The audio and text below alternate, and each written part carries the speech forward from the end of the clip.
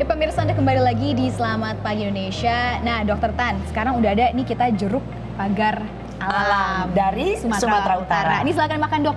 Buat sarapan pagi hari kan katanya kalau makan buah-buahan tuh sehat. Bener nggak sih? Pas lagi Hari Gizi Nasional nih pemirsa. Kelihatannya sehat tapi seimbang nggak?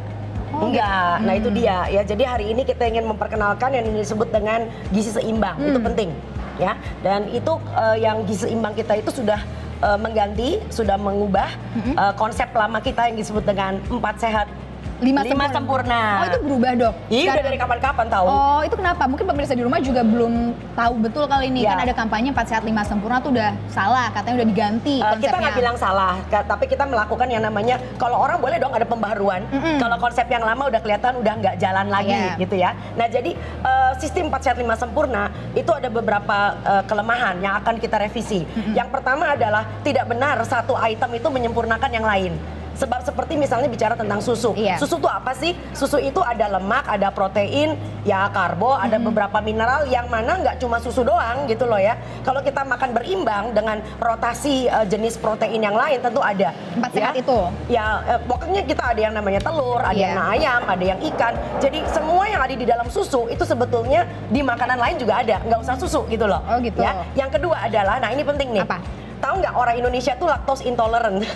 Lactose intolerant itu artinya berarti nggak? Oke, artinya begini. Memang seperti yang sudah dihaditskan juga ya. Orang itu mesti nyusu sama ibunya sampai usia 2 tahun atau lebih. Karena apa? Karena ketika usia 2 tahun itulah usus kita itu pencernaannya sudah mulai berubah. Enzimnya sudah mulai hilang. Yang namanya antara lain laktase. Nah, laktase ini adalah mengubah bagaimana laktos lalu kemudian bisa dirubah supaya bisa dicerna. Berarti susu bagaimana dicerna oleh badan kita? Iya, betul. Karena itulah sekitar umur 2 tahun itu banyak orang Asia yang sudah intoleran dengan laktos, itu sekitar 25%. Begitu masuk usia 5 tahun, nambah tuh separuh penduduk Asia itu intoleran. Di atas usia dewasa itu bahkan sampai 75 sampai 90% kita udah nggak bisa makan susu. Dengan kata lain kalau minum susu itu ke belakang terus. Ya nah, ada datanya juga kan ya Dokter Tan. Ada data. Mungkin kita bisa lihat juga grafiknya ini bagaimana tingkat lactose intolerant ya Dok ya di seluruh dunia. Nah, bisa kita lihat ini sebenarnya. Nah, pemirsa mungkin juga bisa lihat di grafiknya ya. Bagaimana? Nah, itu kan ada tulisan tuh. Tapi kalau kita lihat peta dunia, mudah-mudahan bisa kelihatan di situ. Ini adalah suatu peta dunia ya, di mana akhirnya kita bisa melihat bahwa ternyata wilayah Asia, apalagi Indonesia, itu betul-betul lactose intolerant. Udah, itu yang kedua. Ya, yang ketiga, yang lebih penting lagi adalah, tahu nggak kita punya susu itu sebetulnya impor. Nah, ini petanya nih. Tuh, ini petanya ya. Lihat yang gambarnya lebih gelap itu adalah penduduk di mana sudah tidak bisa lagi mencerna susu. Itu sebabnya kalau kalian beli susu cair itu antik tuh. Coba perhatiin susu cair itu mana sih yang betul-betul 100% susu cair. Di dalamnya tuh ada susu skim. Ada bubuknya juga gitu loh. Jadi udah diolah. Nah, gitu ini kan peta penyebaran yang people affected by lactose intolerance, berarti masyarakat yang memang lactose intolerance tidak bisa ya mencerna laktasi ini. Nah, 80 sampai 100% itu di Indonesia salah satunya dan Asia. Tapi kenapa sih orang Asia itu lebih lactose intolerant atau tidak toleran terhadap susu, Dok, sebenarnya? Itu adalah genetik. Tapi lebih penting lagi adalah yang ingin saya tambahkan adalah orang kalau minum susu itu biasanya keburu kenyang. Dan terutama anak-anak dan remaja. Kalau mereka udah kenyang, mungkin nggak gizi seimbangnya masuk, nggak bisa. Dan yang nomor 4, ini lebih parah. Apa? Orang Indonesia kalau minum susu ada flavor. Kalau minum susu just plain milk, itu nggak nyambung buat dia. Kok rasanya aneh yo? Gitu lah ya. Jadi kalau kita perhatiin anak-anak kita lebih senang susu yang ada flavor. Susu coklat. Ada coklat, ada strawberry. Masya Allah, itu gulanya. Jadi itu bukan minum susu.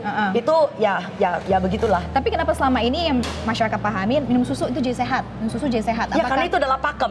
Nah, kalau memang pakem itu sudah saatnya untuk berubah, yuk kita berubah. Orang bahagia itu kalau hidupnya mau berubah. Itu untuk anak-anak, Dok. Tapi katanya untuk nanti usia lanjut, katanya untuk menghindari osteoporosis, apalagi perempuan itu harus minum susu dan kalsiumnya terpenuhi. Pernah lihat nggak di kotak susu itu untuk orang-orang yang katanya ditujukan untuk yang ibu-ibu yang sudah mulai osteoporosis, ada tulisan kecil di belakang. Tulisannya apa? Apa itu, Dok? Coba. Sebagai orang yang jarang baca nih, apa ini? Mungkin masyarakat nah itu makanya melek label tuh penting, ya kan? Selama disertai latihan fisik yang teratur. Jadi yang bikin tulangmu kuat siapa? Olahraga sebenarnya. Nah, yang tadi yang dilakukan oleh Robert dan teman-teman. Gitu. Ya, jadi nggak bisa cuman hanya menggantungkan pada satu keajaiban. Ya, jadi di Indonesia sekarang susu sudah merupakan bagian dari protein, bagian dari gizi seimbang. Jadi tidak berdirikan sendiri. Bukan sempurna. Bukan, nggak ada yang menyempurnakan. Nggak ada yang ya. menyempurnakan. Jadi itu sebabnya nanti kita akan bahas tentang gizi seimbang. Seimbang itu artinya kita melihat kecukupan kalori, kecukupan porsi, dan keragaman makan. Itu penting. Tapi kalau misalkan tidak minum susu sama sekali itu aman nggak dok sebenarnya? Saya nggak ada masalah sebab anak saya juga nggak minum susu. Oh gitu. Karena dia hanya minum ASI saya. Oh gitu. Itu sebabnya kenapa kita mengajak ibu-ibu untuk tetap ASI eksklusif sampai usia 6 bulan. Dan setelah 6 bulan, yuk kita tambahkan yang disebut dengan makanan pendamping ASI, bukan pengganti ASI. Dan ASInya ngikut terus sampai usia 2 tahun atau lebih. Nanti setelah itu nanti bagaimana menyimbangkan gizi ya dok ya? Nah, yuk yang kita bicarakan nanti adalah bicara gizi seimbang untuk yang sudah dewasa. Karena yang perutnya buncit banyak yang dewasa ya. Nah, itu dia nanti kita akan bahas ya dok ya. Jadi pemirsa tetaplah bersama kami di Selamat Pagi Indonesia.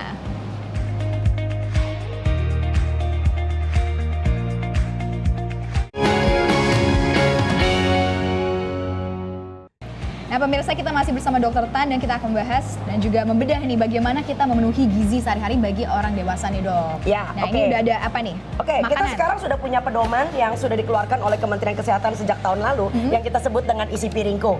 Nah banyak orang mengatakan isi piringku itu sebetulnya ribet. Sebetulnya menurut saya enggak. Yang ribet adalah kalau kita mikir doang tapi nggak pernah dikerjain. Saya ngeliatinnya kan udah banyak nih dok kayak gambar-gambarnya. Yuk kita lihat sekarang langsung yuk sama makanannya. Kalau misalnya, ini mau di switch juga boleh sih.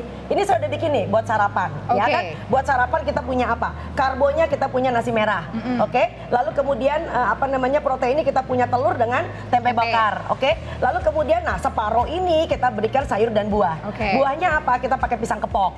Lalu kemudian sayurnya pecel Madiun. Nah, jadi saus ini kan pecelnya? Nah, ini kan jadi nggak sulit. Ini dilihat dari porsi karbohidrat, dilihat dari mana karbohidrat, makanan pokok dan sebagainya. Kalau kita lihat dari susunan gizi seimbangnya, karbohidrat, protein dan lemak, kita punya karbo. Sayur dan buah juga karbo loh sebetulnya. Proteinnya kita dapat dari telur dan tempe. Lemaknya bukan minyak goreng. Lemaknya ada di mana? Ada di bumbu kacang. Lemaknya ada di kuning telur. Ya, jadi sebetulnya gizi seimbang itu kalau kita mau tempatkan dalam suatu piring itu mudah banget. Yuk kita lihat makan siang, ya. Kita nggak usah pakai nasi lagi, kita pakai singkong. Supaya singkongnya nggak rasa plain, kita menggunakan bumbu. Jadi singkongnya dikukus, diungkep, ya dikasih kunyit, dikasih ketumbar dan sebagainya, ada rasa, ada flavor. Lalu proteinnya kita ambil dari ini adalah botok teri. Ternyata ada botok teri. Nah, supaya dia juga punya lemak, botok terinya lalu kemudian ada kelapa. So kelapa makanan yang sehat gitu. Tapi begitu jadi minyak kelapa, Anda punya problem, ya kan? Lalu kemudian biar ada variasi kita punya namanya pepes tahu. Lalu kemudian kita punya sayurnya sayur segar lagi. Nah, sekarang lagi musim penghujan. Banyak orang kena flu seperti saya nih. Saya kerjanya babak belur, gampang kena faringitis, gampang kena sakit. Lihat, kita punya namanya manggis. Manggis itu antioksidannya tinggi banget. Jangan makan kulitnya, baru mau makan nanya, dagingnya. kulit manggisnya gimana nih dok? Jangan makan kulitnya, makan dagingnya. Yuk kita berpindah ke makan malam misalnya. Makan malam, nah ini menghindari perut buncit. Perut buncit itu karena apa? Kita sekali lagi nggak balance, nggak seimbang. Bagus, ya kan? Nah, jadi kita lihat di sini, kita punya kentang, itu adalah karbonya. Lalu kita punya sup merah. Sup merah ini komplit banget, ada jamur, ada bulat-bulat ayam. Lalu sayur dan buahnya apa? Kita punya alpukat sumber lemak yang baik. Lalu kemudian kita punya ada lalapan.